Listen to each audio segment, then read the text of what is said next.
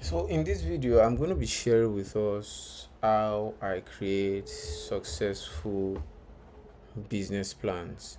And it's just simple. The issue or challenge that many of us usually have is, having a proper template that they can follow, that can guide them on how to create business plans. And business plans usually ranges, yes. For every business that you'll be creating, please note that you'll be using different template, or you'll be writing these business plans in different ways. So don't say because you're writing this business plan this particular way, Raphael, even if I'm writing a business plan on how to start a filling station business, I need to follow this business plan. No, please take note that this business plan are usually different, and the range in different ways. Basic thing you need to know is how to compute it. And trust me, aside from the chapter 5 that is a bit challenging, everything will move smoothly as long as you don't jump to the chapter 5 straightforward. Take your time in doing, because from what you have written from chapter 1 to chapter 5, those are the things that would normally determine how your business plan will turn up. So please and please take your time when you're starting, and you would see that you would do a good business plan at the end of the day. In fact, the business plan is going to turn out profit for your business. So without wasting much of our time, here's the business plan that I wrote for a customer or a client like 3 years ago, I think, or 2 years ago. And the customer said that they want to start, a grocery store, which is also known as a provision store. So I tried my best in doing what I know how to do. Now, when starting, like I said, you would be writing 5 chapters, also known as sections, and you would need to put in right details for it to come out well. Now let's move to chapter 1, also known as section 1. Now, if you've written thesis, or you wrote project during your BSc, you would find the creation of business plan a bit more easier. Yeah, that's because it's kind of like similar to the way we write project back in the days. So just pay attention and see how it goes, so that you'll be able to do yours easily. Trust me, it's easy. So the first part here is the section 1, which is the executive summary. The executive summary entails everything that needs to be known about the business from A to Z: the location, the kind of business it is, what the business will sell, or the services the business will render. It will also make us know if the business is going to be a combination of two business, or it's just going to be, one business. It's going to let us know the location, how much will be needed to start the business. It's going to let us know how much will be the salary that will be paid for the staff. It's going to let us know whether the business is going to be a limited or a sole proprietorship and the likes. It's going to let us know details in detail, because most of the time, in as much as the client or the owner of the business has a concept of how the business is going to be, the client might still be blind to some aspect of the business that is not open. Of course, when we are doing our reasoning, it's normal for us not to think deep, and when we think deep, it's normal for us to miss some things, some certain aspects. So what this executive summary does is like to bring us close, to give us an eye opener of what the business will entail. So here at the last part, I talked about the food store, because any grocery store is going to be focusing on not just grocery store, it's going to be focusing on food store business. So it's like we're combining two businesses together. So that is why I'm listing the, of course the food stuff can be more than this, but at least for a start, this is what Amy will be focusing on before as time goes by. Focus on other, you know um, food stuff. These are the provisions it's going to be focusing also on. Now let's move on to the chapter 2, which kind of gives us the business overview. Business overview is like what you should know about the business in terms of how lucrative the business is and why is the business lucrative.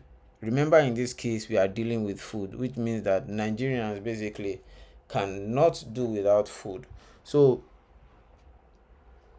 here I kind of explain on why the business is so much lucrative.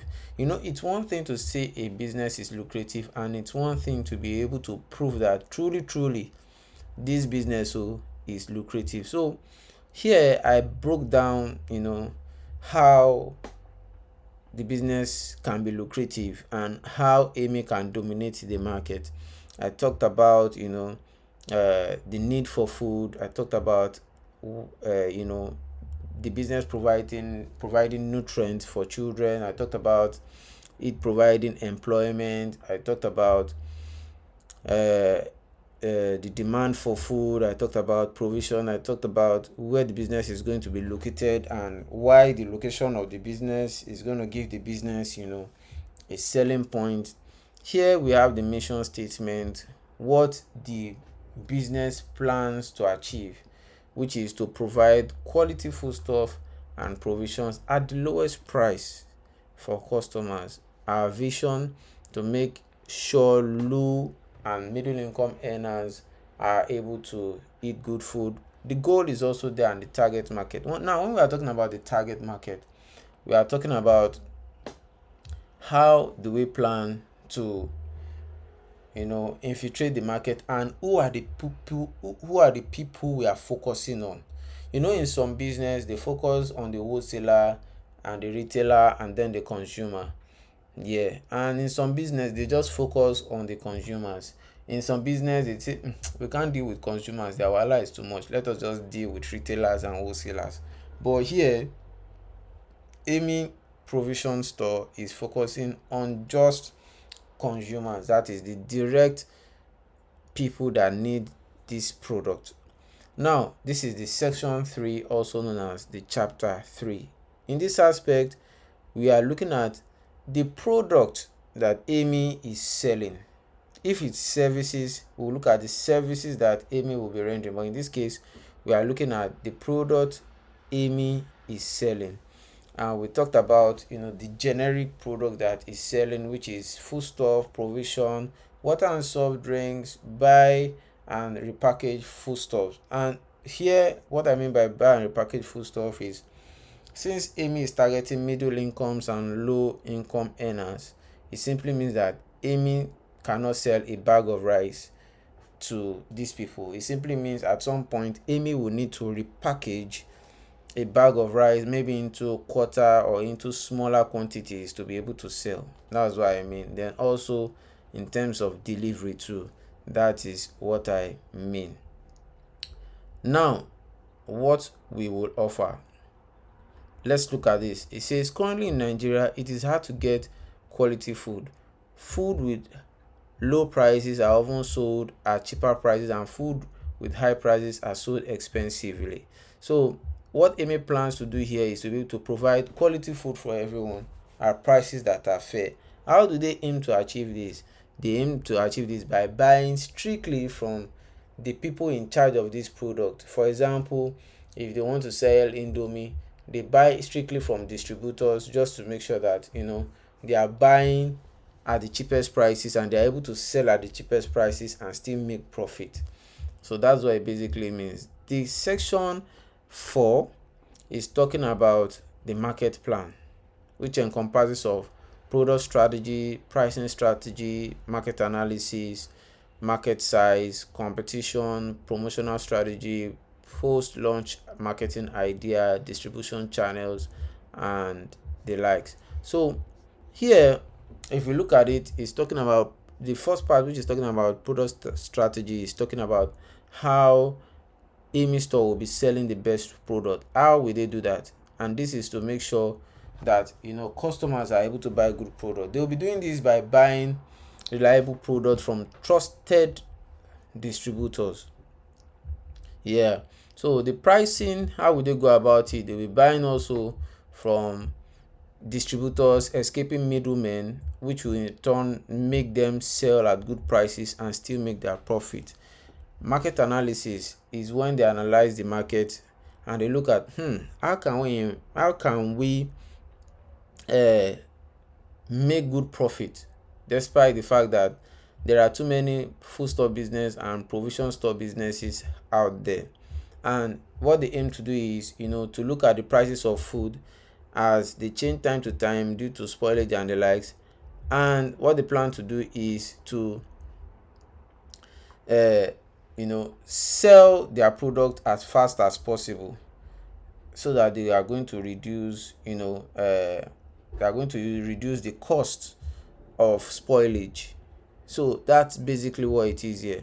In some foodstuff businesses, some prefer to sell as fast as possible so that spoilage reduces, and just because it's a fast sale, their profit is low. While some prefers to sell slow, but they are making huge sale. Yeah, and at the end of the day, they still make some losses alongside. So market size, even though Amy is focusing directly with final consumers, its market size can still be regarded as big, as everyone, no matter who they are, their age, and where they come from. So the market size is big because, after all, everyone is a customer. Even the owner of Dangote is also a customer because he's a consumer. At some point, he's going to be consuming food. No man is an island. You will need other people's products. So everyone is a consumer. So which make the market size of Amy big. Competition is there.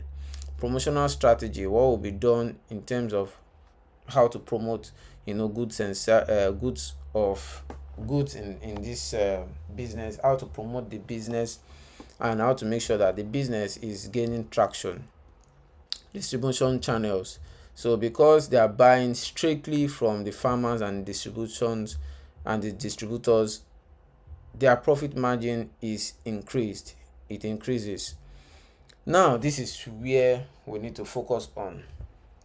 So this part is talking about startup cost and some other details. Now, for you to be able to do justice to this part, you need to know how much you're spending on capital and how that capital can be managed to make sure that at least the business kickstarts. Now, because Amy Store is a sole proprietorship business, it means that this business is not going to be consuming much in terms of managing its staff. So I stated here how much we paid as salary, and I also stated things that will be needed for the business to start, the registration of business and the likes, to make sure the business is a legal entity, and also cost of buying equipment that will be needed to set up the shop.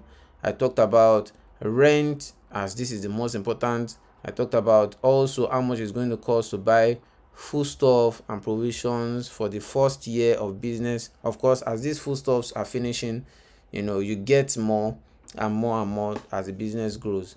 Now, here is a total summary of how capital will be spent. The capital, of course, we said is 2 million. Rent is 700,000. Now, the grocery store equipment and electricals, because of how much all these things will cost, and because we'll be needing different types of these stuffs, we are setting them as 658.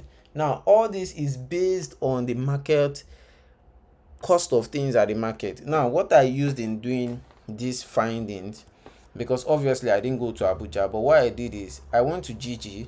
I targeted sellers in Abuja. I looked at the average cost of all these things. That was how I was able to come out with the cost of all these things as at the time this business plan was written. So don't just make some assumptions and just write it down, because it's going to affect the person that is starting the business when they are ready to start.